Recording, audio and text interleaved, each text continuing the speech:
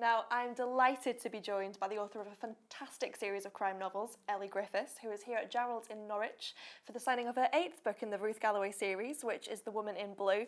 Elly, it's lovely to meet you. Thank you so much for talking to me. Thank you. So I have to lead by saying Elly Griffiths is in fact your real name. It is. I got a bit confused because I thought the other one was the pseudonym. But tell me a bit about your real name, for one. Well, my real name's Domenica De Rosa, which I know sounds completely made up. If ever a name sounded like a pseudonym, it's Domenica De Rosa. But it's my real name. It's Italian. My dad was Italian, and it means Sunday of the Rose, which is rather nice, isn't it? Maybe not a crime novel name. No. Well, the thing is that as Domenica De Rosa, I had written 4 books, which were kind of about families and history and sort of what's loosely called kind of women's fiction, you know. And so when I wrote The Crossing Places, which is the first Ruth book, my agent said to me, she said, this is crime. You need a crime name. So that's how I became Elly Griffiths. And it's my grandmother's name, actually. And apparently lots of writers choose their grandmother's name as a pseudonym. That's fantastic. Yeah. I never knew that. I didn't realise that either. But she was Ellen Griffiths, and I was going to be Ellen, but my publishers decided arbitrarily that Elly was a bit younger. I think Judy Jones, and I'm not too sure that's much of a crime name either. I think it is quite a good crime name, actually. Yeah, 2 J's. Yeah, cool. I could work with that. The Woman in Blue, this is the 8th novel in the series. It was 2009 that the first one was published. She's come a long way, but let's hear a little bit about Ruth Galloway herself. Well, she has come quite a long way. Ruth is a forensic archaeologist, and she works at an entirely made-up university called the University of Norfolk. It doesn't stop people from telling me that I've put it in the wrong place, but it doesn't exist, so it's completely made up. So it can be where I say it is. And Ruth is, I think she's quite an unusual heroine in that she's very intelligent, very independent. She's not at all glamorous and struggles with her weight and stuff like that. And she lives in a lonely cottage on the edge of, it's kind of based on Titchwell Marsh, but I call it the Salt Marsh. So she lives alone with her cats. Can you see the Ruth Galloway series being made into an adaptation? Would you like it to?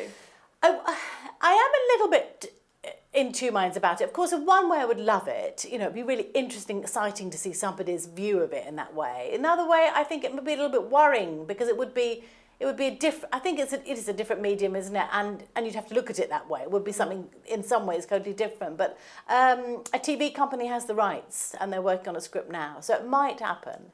And I think I would just have to, in a way, step back from it. I once heard Ian Rankin say that he'd never watched any of the Rebus adaptations because he didn't want to end up writing for that actor, you know. Yeah. And so I suppose that is a possibility, but I wouldn't be able to avoid watching them. Who would you think would be the person to play Ruth herself? She's obviously a very strong character. Well, I've always thought Ruth Jones, you know, from Gavin and Stacey and various other things, Stella. I just think, not only she called Ruth, I just think she'd be the perfect Ruth. You know, for me, she looks like Ruth. So if I had to pick the perfect Ruth, it would be her. What advice would you give to a young student or just a first-time author that is struggling to put pen to paper and come up with their first book? Well, I'd probably give 3 bits of advice. One of them is to try and write every day.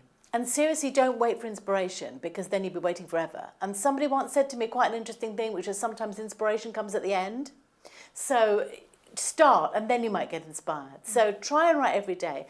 Second thing is try and finish something, you know, because I know so many people, and we all know so many people who've started books, but it really not that many people have actually finished them. So if you can finish a book, it probably would, dare I say it, probably be worth more than doing a creative writing course if you could get yourself to the end of it.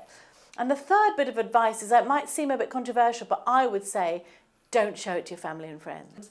So there's a lot of inspiration here. There's clearly a lot of writers taking inspiration from this beautiful city that we're in. Why do you think Norwich is such a nice place, and why are so many authors coming out of this city? Well, it is a wonderful place, really. And I think there are probably a couple of reasons. For me, partly it's the archaeology. And in fact, I was reading now he's a Norwich writer, Bill Bryson, At Home. Have you read that? I haven't read that myself, but I love Bill Bryson. It's great.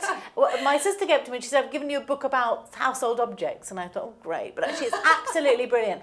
And he says that in Norfolk, every year, there are 27,000 archaeological artefacts found. So there's so much history here. So I think that's one reason.